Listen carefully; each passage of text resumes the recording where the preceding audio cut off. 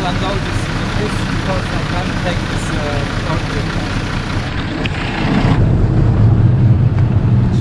So, I don't know if you can see in here and on here, the guys who loaded the truck put the weight of all of that timber on the forklift that needs to come out.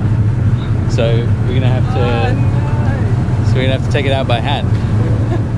So welcome to step one of actually moving into our Portuguese quinta, which is building the deck. Once we've done this, we can build the kitchen shed, which means we can install all the solar equipment and then put up the tent and move out of our rental apartment and onto our own land, where we can live mortgage and rent free while we renovate the main house. And if all that's not exciting enough, this project has got a bit of a time crunch on it because we've only got 5 days to complete the deck build before some bad weather sets in and I have to go back to work on a client project. So stick around and let's see if we get it done or not. Hello and welcome to a slightly grey, damp and drizzly Portugal. And we're here on the deck build project today. And we actually made a start yesterday, but the weather was even worse, so we didn't really have the chance to get the camera out. So let me show you what we've done. So we made a start yesterday, working from the design and the plans that we walked through in the last video. So you can check that out if you haven't seen it yet. So this is where we got to yesterday. It's really the first time that we've ever worked from a pre-designed CAD model. Normally Kylie does most of the construction and building and stuff, and she kind of makes it up as she goes along. But because we're dealing with something circular and something big, we wanted to work it all out in advance, to make sure we got the right amount of materials, but also so that we could work out the angles and the best way to do everything. And so in terms of how we're tackling the build of it, we're building the 4 quadrants separately, and then we will put them in place, make sure that everything fits nicely, and then put in the perimeter, or the circumference, I guess, of the circle. Then going through and reinforce everything with noggins and get it all nice and level, so that we can then move on to actually putting the deck boards on afterwards. We've only got a circular saw, which isn't really the right tool, although it's nice to have something like a power tool rather than doing it all by hand. And so we worked out a couple of templates and jigs to help make that work and get some pretty straight cuts. I'll show you those a bit later on. And yeah, it's coming together really nicely. So today we're going to build the remaining 3 quadrants and then eventually start the process of fixing it all together. Okay, it's not the easiest of positions to be soaring from. Yeah, I thought we might say that.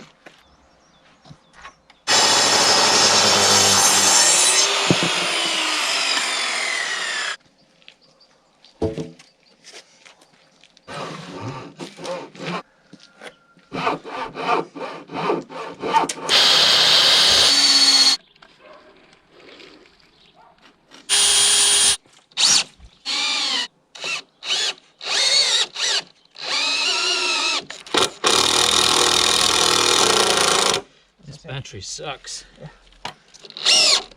I think we just use the impact for the last couple of bits. Not with that battery though.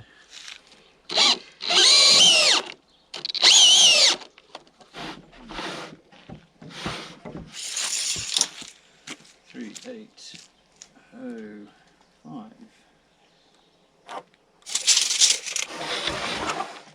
Ears on.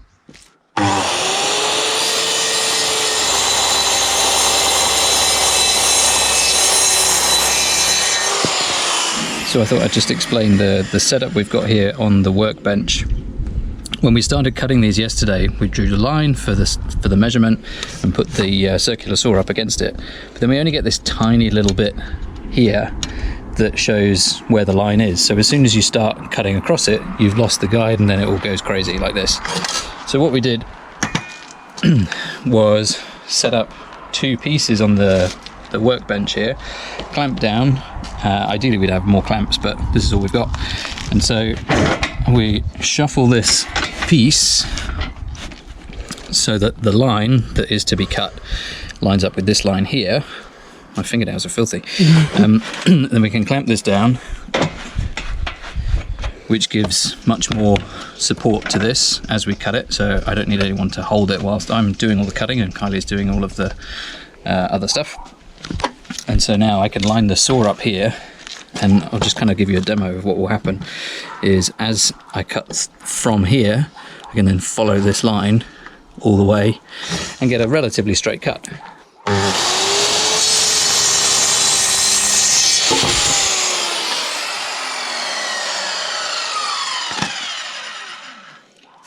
Doesn't tidy up as he goes. Whatever. Alrighty, progress report. We have cut some wood. Kylie's been putting in the perimeter pieces for this quadrant. This is all of the pieces cut for the other 3 quadrants, apart from the stuff that goes through the middle, through the cross in the middle. Still looking level? Yeah. Still looking level. So I think my next task is to cut all of the remaining perimeter pieces, which go all the way around the outside. And then we've got to cut a bunch of noggins, which are the bits that go in between the joists, and we'll see how we get on.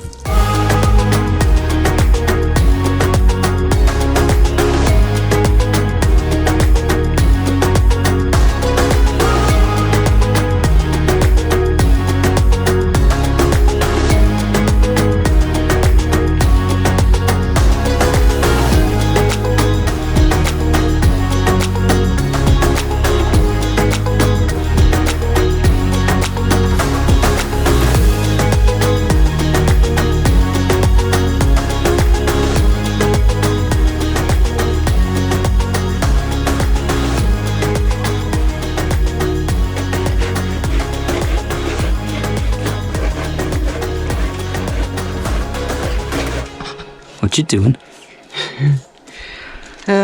Sealing all the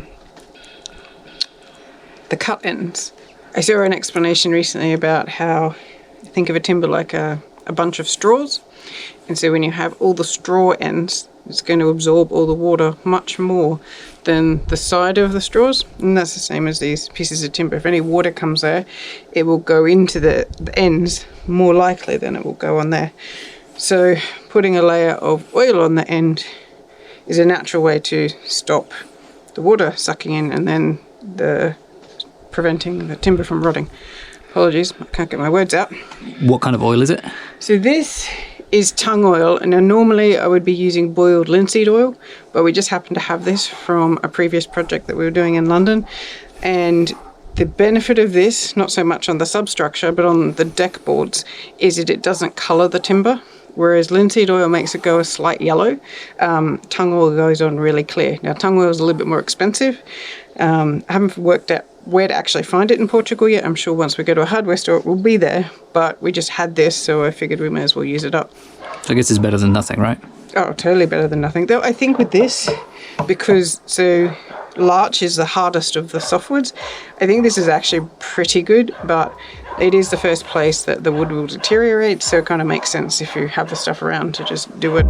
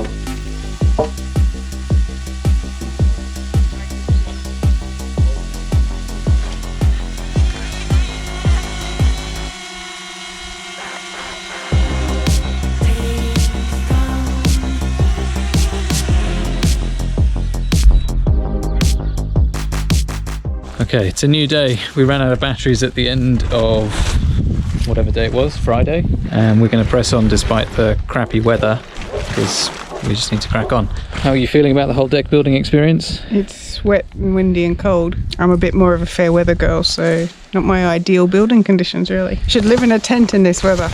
Yeah.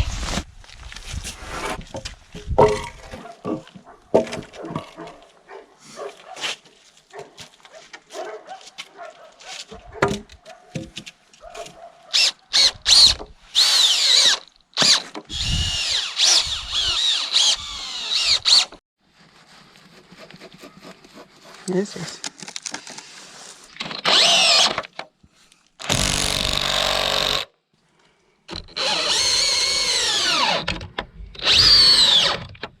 Okay.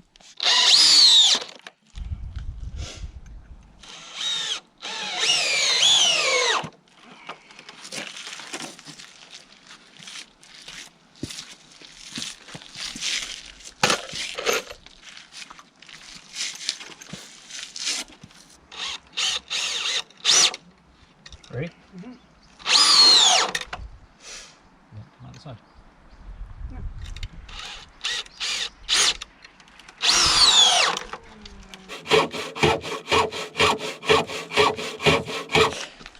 So everything has been going very well, but we do have this small gap here. Now I don't know if this is because the timber isn't square or straight, because it's rough sawn rather than planed. Maybe my measurements were a little bit off, one of the angles might have been a bit off. But so far that's the only thing that has not gone 100% to plan. It all works out nicely when I made a mistake, because it means I get to show you this magical thing, which is how we cut all of the angles so that we got them all consistent. And because we don't actually have an accurate angle finder, we printed a close-up piece of the design from SketchUp of just one of the perimeter pieces, and then we traced it onto a piece of wood so that it would be a bit more sturdy. And then the way that we use this is we just line this up on the piece of timber and draw the line and then cut to that, and so they're all the same, all 7.5 degrees. I don't know if you can read that on there, which makes up 15 degrees across the entire piece. And then when we have a 26-sided shape, which is what we have here, I think somebody in the last video told us what that was. What was it, like an isohecadeca something gone? Johnny Raper, Thanks, you very much. Thank you, Johnny Raper, for your superior knowledge. This is my outside edge, and I line up the arrow on the template with the arrow on the piece of wood,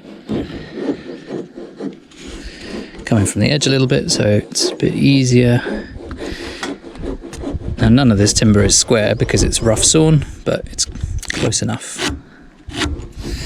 So that's my 7.5 degree angle, which I'll cut, and then measure the length that I need for the outside edge, and then flip this over. So instead of being like that, it will be like that to get the angle on the other side.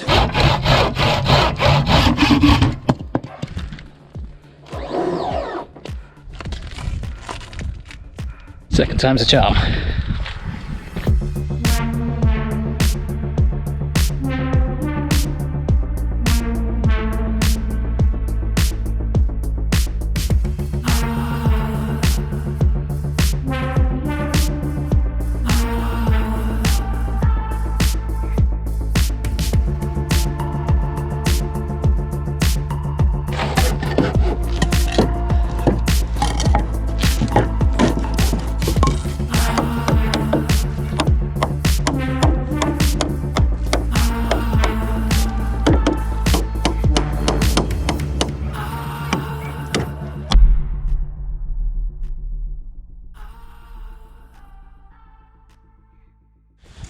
So hello, good morning, and welcome back to another drizzly wet day on the farm. And this is our last day on the deck build before the weekend when the video goes out. Apologies if it's slightly late, but it's the last day because for a couple of reasons. One, we've got really crappy weather coming up. Not just drizzle like this, but some really not very nice rain. But also I have a job for the next 3 days. So I will be unavailable, and that means that we may not get this finished, but we'll see how far we get today. Our plan is to try and get the subframe done, because it's probably not very interesting to watch us screw in 65 square meters of deck boards. But if we can get the subframe done, that will be a nice little milestone. Feel like some progress. And then when the weather improves and when I've finished working, we'll be able to crack on again next week and hopefully get this ready to the point where we can start building the kitchen shed. So whilst the weather is a bit crappy this morning, a very exciting thing happened last night. We've got this new impact driver, because the one that we had, the Makita one, the batteries on it are completely knackered. So this new machine is going to come in very useful today because we've got lots of noggins to screw. The other thing that is a little bit worrying is we're running low on screws. So we may have to get some more screws in order to finish. So let's get to it.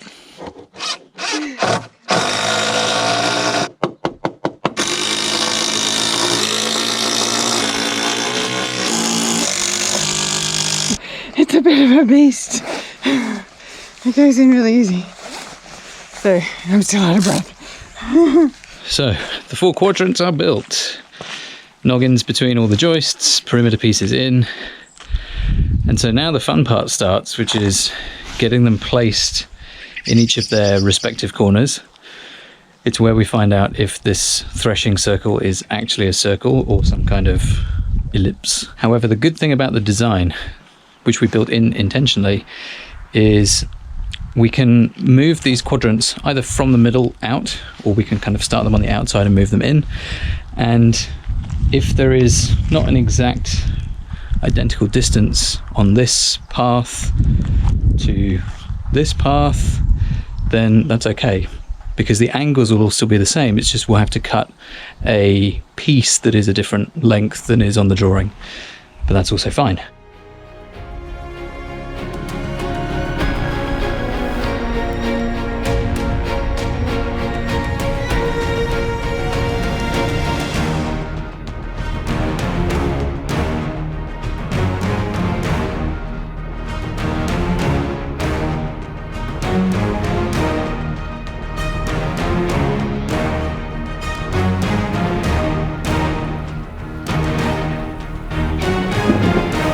Having to shelter from the rain. It's just a little bit brutal. It's not heavy, but you know, cumulatively when you're out in it for hours, it gets a bit too much. The quadrants are coming together. Everything is good apart from one measurement, so I'm not entirely sure how that has happened. We're going to see if we can correct it, but after a lunch break. Very nice. That's good thinking. Well, that's what these cases are for, right? Keeping things dry. Yeah. It's freezing. It's stopped raining, but the wind has picked up, so now it's very cold. Right, let's see if we can fix this issue. 3.5 goddamn. I think what we're going to do, so basically this measurement here is out by 100 mil, which is too much really. Everything else is perfect, so I'm not entirely sure how that's worked out, but all of the other gaps are the same.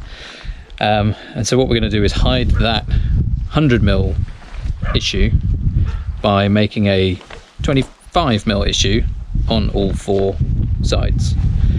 And something else that we've worked out or realized, I don't know if anybody else spotted this earlier, this is not actually a 26 sided shape, it's 24.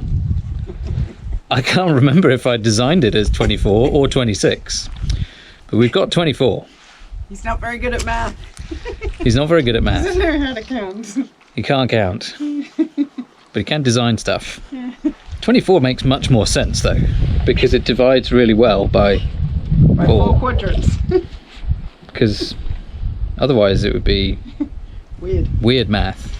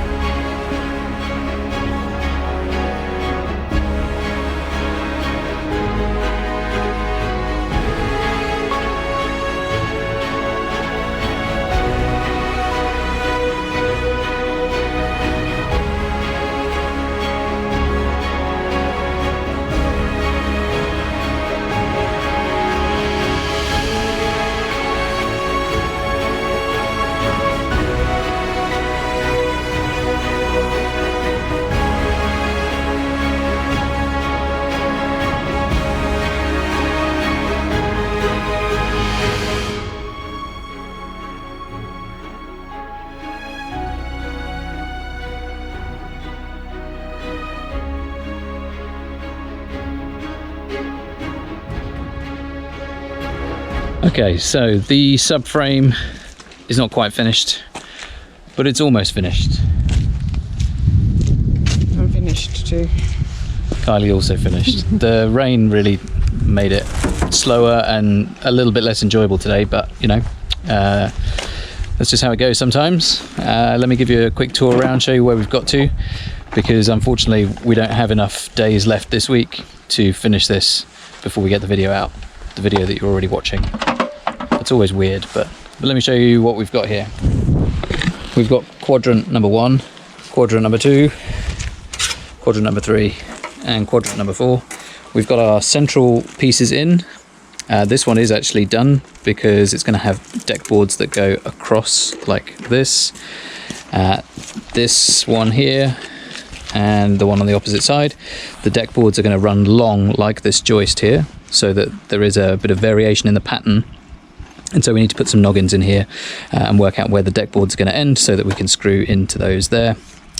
We've got our central square in the middle, so everything is in the right place and all screwed together. The width of the walkways is a little bit less than we had originally planned, so the threshing circle may not be quite circular, but it's all come together pretty well.